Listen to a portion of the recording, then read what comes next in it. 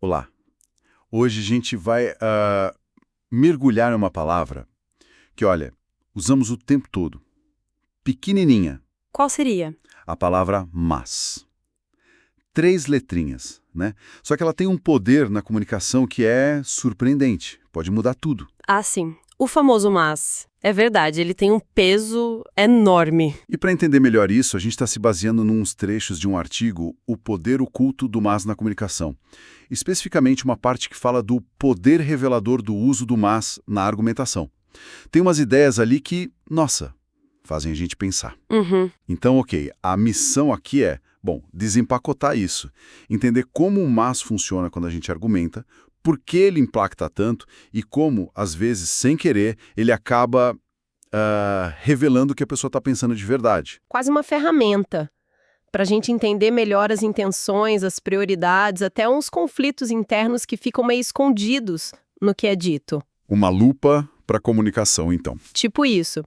Quase como colocar uns óculos especiais para ver as camadas por baixo das palavras. Legal. Bom, vamos começar pelo básico, rapidinho, a gente lembra da escola, né? Mas é conjunção adversativa. Serve para quê?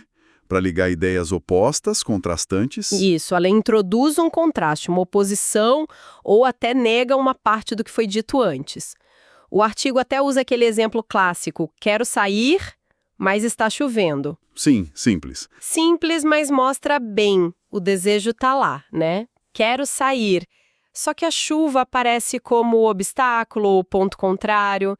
E o ponto-chave que o artigo explora bastante é que a informação que vem depois do mas, essa tende a ganhar mais destaque, mais peso na percepção de quem ouve. Ah, interessante isso. É como se, tipo, o holofote da frase acendesse ali, naquela segunda parte. Talvez tenha a ver com o efeito de recência, sabe? O último argumento que a gente ouve tende a ficar mais forte na memória ali na hora. Entendi. E, ó, só pra gente não confundir, que é um erro bem comum de português, né? Vale lembrar rapidinho.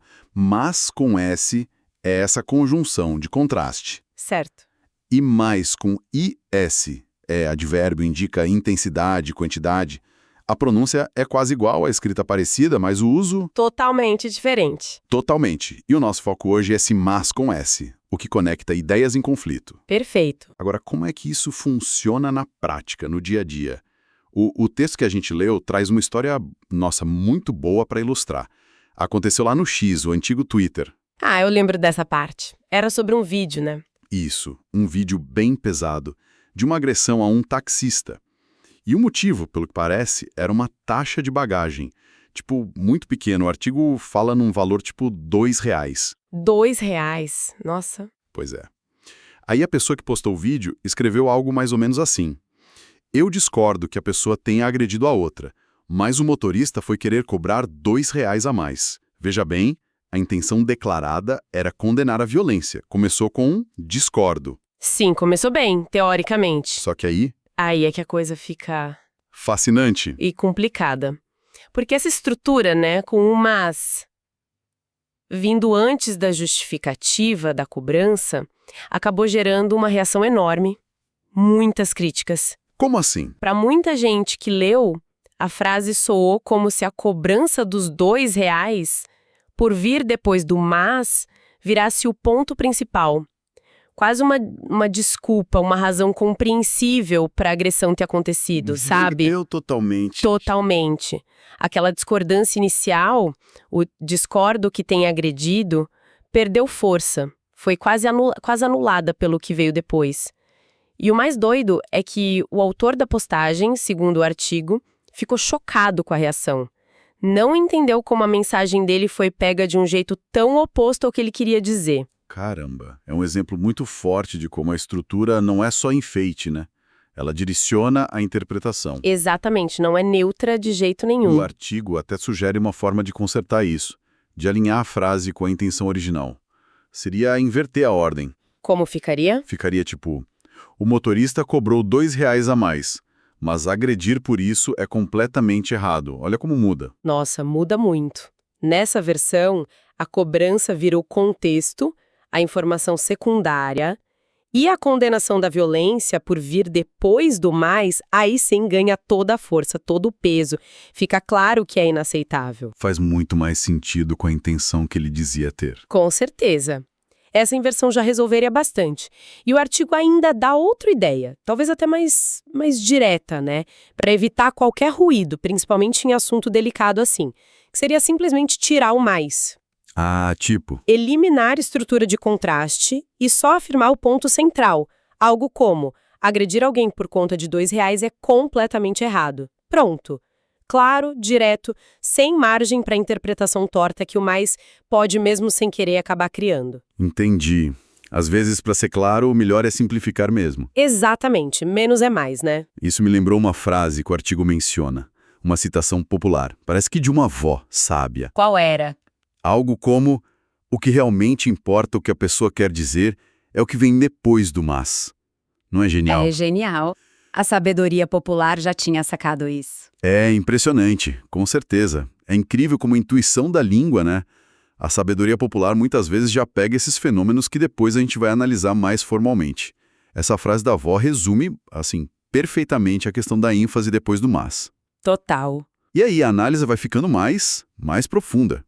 O texto traz uns exemplos comparativos que mostram esse poder da ordem de um jeito muito, muito claro. Vamos dar uma olhada? Vamos, esses são ótimos. Primeiro par. Eu estudo muito, mas não passo nas provas. O que fica dessa frase? Uma sensação de frustração, né? O esforço parece que não adianta nada, porque o foco vai todo para o resultado negativo. Sim, parece quase um lamento. Agora, inverte. Eu não passo nas provas, mas estudo muito. Olha a diferença. Muda totalmente a percepção. Agora o foco está no esforço, na dedicação, mesmo com a dificuldade. Soa mais como alguém. Persistente que não desiste. Exato, a inversão muda a imagem que a pessoa passa. No primeiro caso, parece quase derrotada. No segundo, resiliente. É a mesma realidade, os mesmos fatos, só que comunicados com ênfases opostas, só por causa da posição do mas. Incrível, né? Outro par. Sobre filmes. O filme era longo, mas a história era envolvente. A gente sai com a impressão de que, ok, foi longo, mas valeu a pena. A história compensou. O positivo fica mais forte. Agora, ao contrário. A história era envolvente, mas o filme era longo. Aqui o sentimento já é outro. A sensação que fica é de cansaço. A duração excessiva parece que pesou mais que a qualidade da história. Perfeito. Mostra direitinho como o mas funciona quase como um guia para a atenção do ouvinte. Ele está dizendo, olha, considera isso que eu falei antes, mas presta atenção mesmo no que vem agora. É quase uma instrução implícita sobre onde colocar o peso da avaliação. É como um esqueço o que eu disse antes, o importante é isto. Quase isso, ou pelo menos relativize o que veio antes. Porque o ponto principal é este. E tem mais um par que achei bem interessante sobre relacionamento. Eu quero te ajudar, mas você nunca escuta. Essa frase pode soar meio... Como uma crítica, né? Sim, uma crítica velada. Quase como se a culpa da ajuda não acontecesse, fosse do outro que não escuta. O foco vai para a dificuldade que o outro apresenta. Exato, o foco vai para o obstáculo, para a falha da outra pessoa. Agora, se a gente inverte... Você nunca escuta, mas eu quero te ajudar, olha como a dinâmica muda. Muda mesmo. A dificuldade você nunca escuta ainda está lá, é reconhecida. Mas a ênfase, o que fica forte, é a intenção positiva de ajudar, que existe apesar do problema. Soa muito mais generoso, mais como um gesto de boa vontade. Nossa, analisando esses pares assim lado a lado, fica muito, muito claro o efeito. Sem dúvida. E se a gente conecta isso tudo, né, como o artigo sugere, a posição do que vem depois do mais acaba muitas vezes expondo, e aí pode ser consciente ou não, a hierarquia que está na cabeça de quem fala. Hierarquia? Como assim? O que é mais importante para a pessoa naquele momento, o que é mais relevante, ou o que tem mais carga emocional. Isso tende a ir para depois do mais. É como se a própria estrutura da frase revelasse as prioridades internas dela ao lidar com informações que contrastam. Entendi. Não é só lógica, tem a ver com peso emocional. Exatamente. É a carga emocional, a importância que a gente dá subjetivamente para cada lado da moeda. O mais ajuda a mostrar qual lado está pesando mais para a gente. E essa capacidade de revelar a hierarquia interna vai além, né? Pelo que entendi do artigo, o mas pode ser um verdadeiro dedo duro. Pode expor conflitos internos ou até intenções que a pessoa talvez quisesse disfarçar. Isso, exatamente. É aí que entram aquelas frases que são clássicas, que o artigo lista e que, nossa, todo mundo já deve ter ouvido por aí, ou quem sabe até usado. Ah, sim. Aquelas que começam com uma coisa boazinha. Isso, geralmente começam com uma afirmação que soa bem, socialmente desejável, tipo um aviso prévio, um disclaimer. Mas aí vem o mais e funciona como um alarme, um sinal luminoso piscando, indicando que a opinião de verdade, muitas vezes contrária, está chegando. Quais eram os exemplos mesmo que o texto citava? Deixa eu lembrar. Tem várias, né? Tem. Tipo, eu não sou preconceituoso, mas... Essa é clássica. E geralmente vem seguida de um comentário bem preconceituoso. Infelizmente, muito comum. Outra. Eu entendo o seu ponto, mas... isso é quase certeza que a pessoa vai discordar de tudo em seguida. É o preâmbulo da discórdia, né? Total. Ou, não quero ser rude, mas... E se prepara que a grosseria tá vindo aí. Provavelmente. É quase um pedido de desculpas antecipado pela falta de educação que vai acontecer. Tem também. Eu respeito a opinião dela, mas... O respeito fica só na frase inicial, porque o foco mesmo vai ser na crítica que vem depois do mas. Sim, o respeito vira só uma formalidade. E a última que lembro. Até concordo com você, mas... Essa concordância inicial é tão pequena, tão mínima, que serve só para dar o gancho para a discordância real, que é o que importa para a pessoa. Essas construções são muito interessantes de analisar, né? Do ponto de vista da comunicação. O comecinho da frase tenta construir uma imagem. Que imagem? Uma imagem de pessoa razoável, ponderada, empática, sem preconceitos, educada. É uma tentativa de gerenciar a própria imagem antes de soltar algo que pode ser polêmico ou crítico. Só que o mas é um divisor de águas tão claro, Tão óbvio, né? tão óbvio, que para quem está ouvindo com atenção, ele sinaliza, ok, o que veio antes foi só para constar, foi pro forma.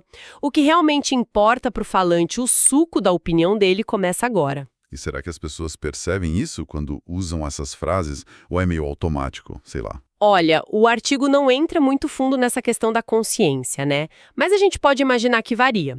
Às vezes, pode ser uma estratégia, sim, deliberada, para tentar amaciar a crítica, suavizar o golpe, como se disse. Entendi. Outras vezes, pode ser só um reflexo quase inconsciente mesmo de um conflito interno. A pessoa quer parecer de um jeito respeitosa, sem preconceito, mas o sentimento ou a opinião real dela, que é o que vem depois do mas, é outra coisa. E aí o mas denuncia. Exato.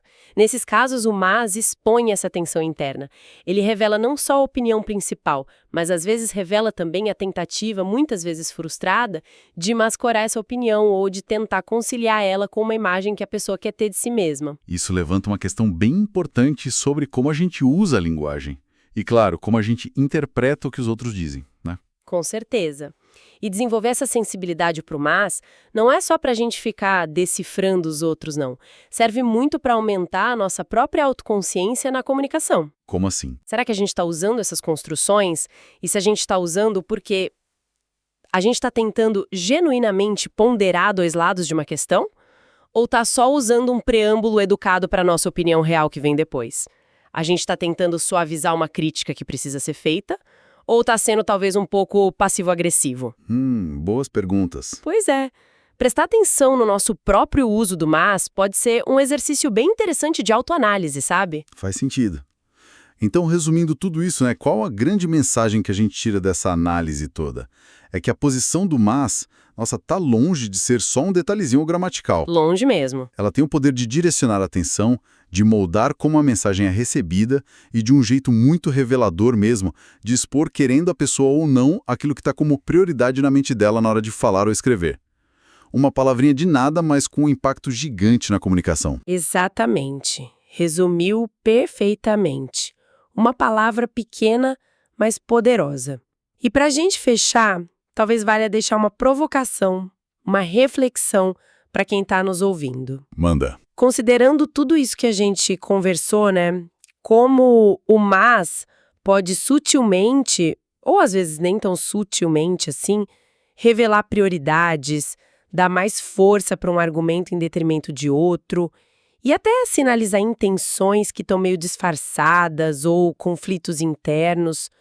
De que forma essa consciência pode, de fato, transformar o jeito como a gente escuta e como a gente fala no dia a dia? Pensa naqueles momentos-chave, sabe? Uma negociação tensa no trabalho, onde cada palavra pode fazer a diferença, um feedback difícil que precisa ser dado para alguém, uma discussão em família, onde as emoções fervem, ou até mesmo quando a gente está consumindo informação, lendo notícias, ouvindo discursos. Em tudo, basicamente. Em tudo? Será que, se a gente prestar mais atenção a essa pequena conjunção, não só no que vem depois dela, mas na própria escolha de usá-la, a gente não pode se tornar comunicadores mais eficazes? Ouvintes mais atentos, mais perspicazes e talvez, quem sabe, até mais conscientes das complexidades do pensamento humano, tanto dos outros quanto o nosso próprio, né? Fica aí a reflexão.